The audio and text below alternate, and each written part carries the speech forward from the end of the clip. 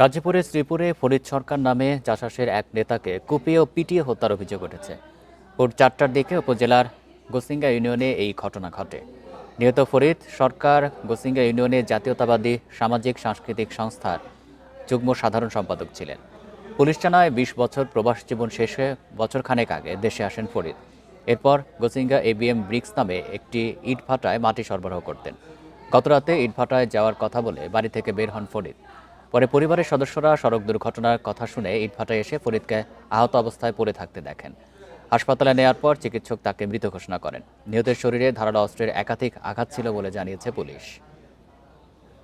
ভোর 4টার দিকে ওই যে ম্যানেজার সাহেব একটু চিল্লাচিল্লি শোনেন, আওয়াজ শোনেন যে চিৎকারের। তিনি সিকিউরিটিকে ডাকেন, সিকিউরিটি আসেন, এসে তাকে রক্তাক্ত অবস্থায় এখানে পড়ে থাকতে দেখেন। পরে তাকে তুলে হাসপাতালে নিয়ে যান, পরবর্তীতে উনি সেখানে মৃত্যুবরণ করেন।